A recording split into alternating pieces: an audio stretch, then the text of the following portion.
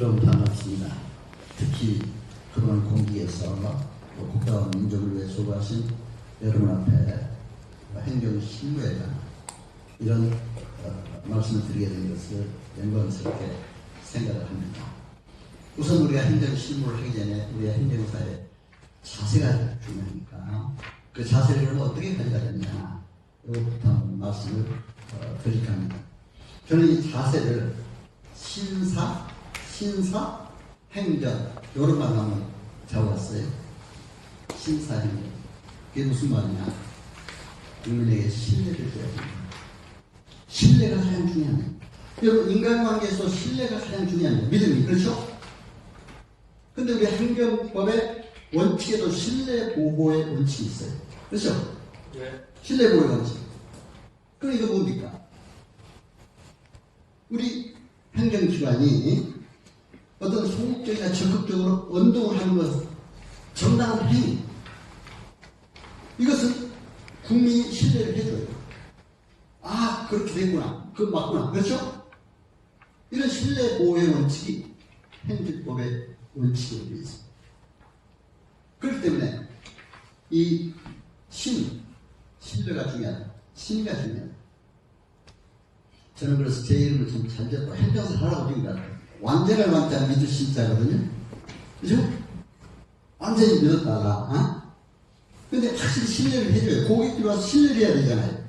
그 사람이 좀 허풍을 치거나 약간 그냥 브로커적인 그런 기질이 있다거나 사기성이 있다고 하면 절대로 근데 공직자는 한풀 먹고 더 유일 보고 들어가요. 일단 공직자는 했다면 신뢰를 해줘요. 그렇잖아요. 그러니까 그게 한 좋은 점이 되니까 그러나 국민들에게 항상 신뢰가 가장 중요하다. 그렇죠? 뭡니까? 신사.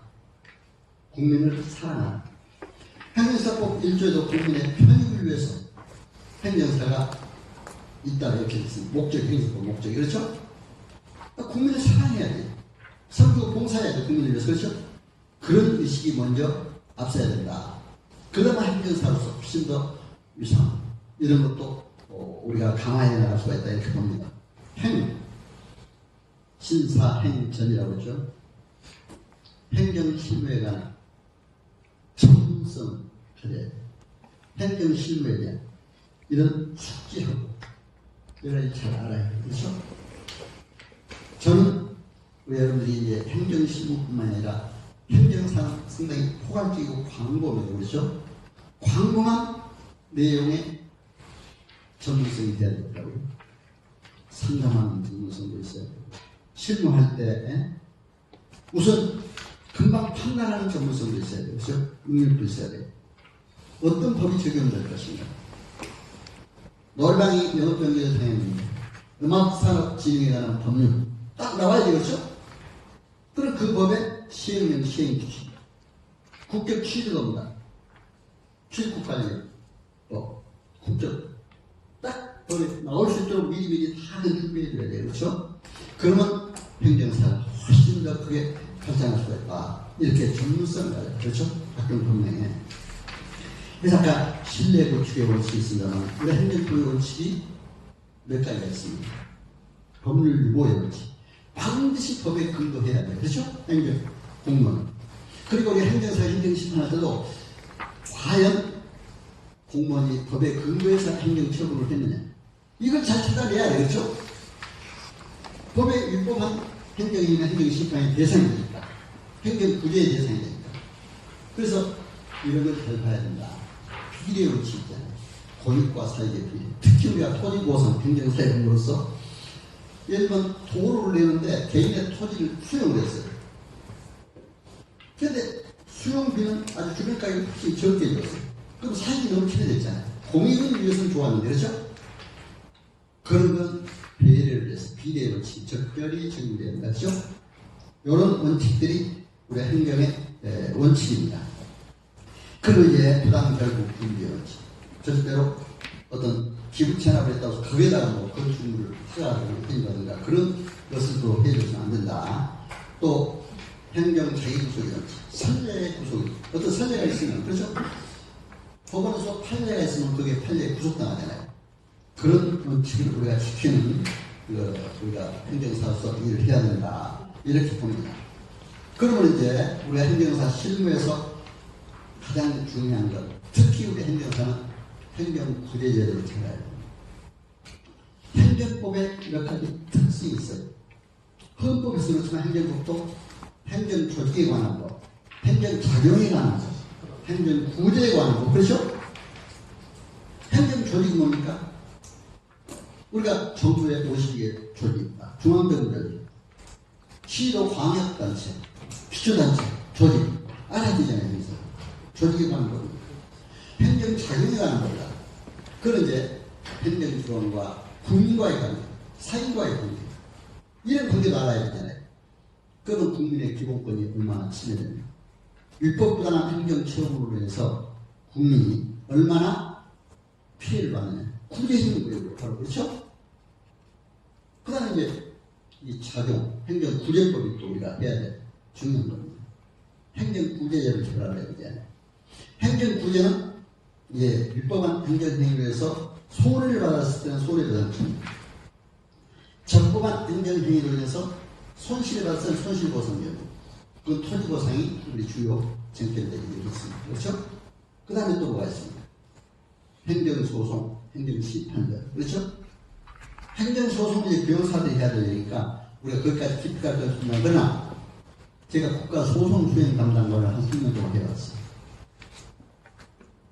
행정심판 썼을 때도 소장성은 거의 비슷해요. 유사합니다. 앞에서 당사자 적격이 있어야 돼요. 그렇죠? 당사자 신청이 누구고 반드시 그 소의 이익이 있어야 행정소송을 하시 행정심판에 이익이 있어야 돼요. 그렇죠? 예를 들면 영업정지 처분을 당했다. 업소의 주인이 신청이 된 거죠. 피신청인은 누가 됩니까? 행정심판을 한 기관이, 아니 여기 행정처분을 한 기관이죠. 예를 들면 뭐 각 구청이다, 또 시청이다, 그렇죠? 그런 기관들은 피신청인입니다. 그러면 청구 취지 청구원, 청구 취지는 뭡니까? 행정심판이죠. 청구 취지라는 것은 예를 들면 영업정지를 당했다. 이 영업정지 처분을 취소한다. 영업정지 처분을 3개월 단위로 2개월로 1개월로 강경한다. 그래서 변경한다. 그렇죠? 취소 변경이 행정심판에서 취소심판입니다. 그렇죠? 이렇게 하는 거. 행정에서 그렇게 생각이 많죠. 그래서 이런 법적인 것을 우리가 잘 알아야 한다. 그래서 행정소송과 행정심판. 그래서 이제 이런 행정심판이 우리 행정사의 중요한 하나의 법적인 행정법의 꽃이다. 또 그런 분도 있어요. 그러니까 우리가 이런 행정심판제도에 대해서 반드시 알아야 된다. 행정심판이 뭡니까? 한마디로 말하면 행정청에 율법 부당한 처분 그 밖에 공권력의 행사, 불행사 등으로 권리기에 침해를 받았을 때 행정기관에 제기하는 구제 정책. 그렇죠? 이건 명확해야 돼요. 율법 부당해야 돼요. 아까 행정법 법 유보의 원칙이라고 했잖아요. 법에 과연 위반되느냐 안 되느냐 이걸 판단해봐야 돼요. 우리가 이제 올해 좀 아이러니하죠. 공직에 있을 때는 행정기관을 대표해서 국가를 대표해서 행위를 했지만 행정사는 참 아이러니하게도 공직에서 위법한 행위를 하는 것을 찾아내야 되는 그런 게 있어요. 그렇죠? 그렇기 때문에 예를 들면 저처상의 사례가 있다든가 위법해야 돼요. 우리 행정심판할 때 반드시 행정처분이 있은 날로부터 180일 내에 행정처분이 있으면 안 날로부터 90일 내에 행정심판을 하도록 됐어요. 그럼 그 절차상의 문제를 행정처분할 때 반드시 통보를 해줘야 돼요. 통보 안 하면 그 절차상의 하라고 행정심판 대상에서 그 져요. 행정기관이 그러잖아요. 그러니까 저도 이제 공무원이 그 행정처분한 거 영업정지 처분이다. 음주운전 뭐 취소, 정지처분이다. 국가유공자를 뭐 다시 근무처분이다. 받아들이지 않았을 때 과연 그런 것을 제대로 했느냐. 이번 내가 공시니까 의견서 내고 이의 신청했는데 30일 내에 다시 또 행정처분이 있으면 앞날로부터 90일 내에 행정심판을 하라. 이런 게 절차상에 통보가 있어야 돼요. 그렇죠? 반드시 그렇게 돼야 이건 행정구제에서 우리가 행정심판서를 작성하는 것도 필요하다. 이렇게 볼 수가 있습니다. 그 다음 또 한 가지 중요한 것은 행정심판 전치기를 올라가야 돼요. 반드시 행정심판을 거쳐야 되는 경우가 있고 행정심판을 거치지 않아야 되는 경우가 있습니다. 그렇죠? 그런데 원칙은 임의적 행정심판 전치기가 원칙입니다. 어떤 행정처분을 간에 행정심판을 먼저 할 수도 있고 바로 행정소송으로 할 수도 있어요. 그렇죠? 그러나 우리가 이게 반드시 알아야 할 것은 필요적 행정심판 전치에 반드시 행정심판을 먼저 거쳐야 되는 거 있어요. 특별법상에 그런 것도 있어요. 예를 들면 세금 문제, 국세 문제, 또 노동 문제, 토지보수 문제, 공무원 징계 문제, 감사원의 감사에서 이나 행정심판을 할 때 반드시 행정심판을 거쳐야 돼요. 그렇죠? 또 일반적으로 음주운전 면허 취소 경기 구제에 관한 반드시 행정심판을 거쳐야 됩니다. 필요적 행정심판 전치입니다. 제가 이제 우리 교대 제 행정심판 소망사무실에서 이제 할 때 꼭 실습을 행정법원에 가요. 거기 가면 그런 동영상을 보여주더라고요. 운전을 차주가 운전을 해야 되는데 술을 잔뜩 먹고 운전 못하니까 대리운전기사를 불렀어요. 그 대리운전기사가 운전을 해서 이제 내려주는데 요금을 차주가 주니까 더 들라 그랬어요. 왜냐면 자기가 생각보다 훨씬 더 왔다 이거죠. 못 주겠다고 둘이 싸움이 있었어요. 대리운전기사가 내렸어요. 이 차주가 앉아서 운전석에 앉아서 이제 차를 운전하려고 생각을 하니까 그때 당시에 잠시 이제 몰고 운전 안 했지만 하고 있는데 경찰관이 따라와서 붙들었어요. 취소기준이 넘었어요. 알코올 해주는 거가. 그래서 운전면허가 취소되었어요. 그래 이걸 소송을 해서 모르고 소송을 하다 보니까 행정심판을 먼저 해와요. 여러분 생각해보세요. 행정심판 전치위가 문제 있어요. 그렇죠? 또 음주운전에 관한 거는 중앙행정심판위원회가 바로 해야 됩니다. 경찰이 국가기관이니까. 그렇죠? 그래서 중앙행정심판위원회 했는데 거기서 이용이 안 돼서 졌어요. 그래서 다시 이제 행정법원에 행정소송을 하면서 증거를 잘 수집을 했어요. 운전기사, 대리운전기사를 찾아갔어요.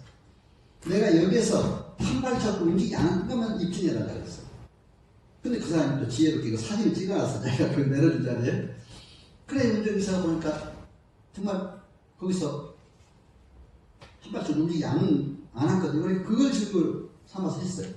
그랬더니 행정법원에서 소송에서 이겼어요. 기뻐서 날때니까 그걸 동영상을 보여주더라고요. 실습, 우리 행정사 실습을 할 때. 딱 관계가 있잖아요. 행정소송과 행정심판 이것이죠. 그래서 우리 필요적 행정심판주의가 적용되는 거, 또 이임적 행정심판 전치주의가 원칙인데 이런 게 있다는 것도 여러분이 아셔야 돼요. 그래서 이제 행정심판에 관한 것이 행정구제제도의 아주 핵심이라고 해요. 그렇죠? 이의신청이나 의견서 제출 못하여도 마지막에 행정심판 전치기를 하는 것이다. 이렇게 이제 행정심판을 하는 것이다. 이렇게 볼 수가 있습니다. 그래서 이제 원래 행정실무, 우리 행정사 시험에도 보면 행정실무법에 또 행정사법, 또 행정심판제도, 또 이런 과목들이 아주 실무법의 중심입니다. 사실은 비송사건 절차도 있지만 여러 가지 이제 중심이에요. 그렇기 때문에 아까 행정사법에 대해서 말씀을 드렸습니다만은 오늘 행정심판 구제제도에 대해서 중심으로 이제 말씀을 드렸습니다. 그래서 여러분들 같은 행정심판 구제제도, 또 행정 구제제도를 정확하게 아시고 앞으로 행정사로서 봉사하실 때 국민들의 편익을 위해서 또 국민들을 사랑하는 마음으로 잘 이렇게 처리해 주시면 반드시 성공할 수가 있다. 이렇게 해서 원산시의 행정사 실무제도에 대해서 말씀을 드렸습니다. 고맙습니다.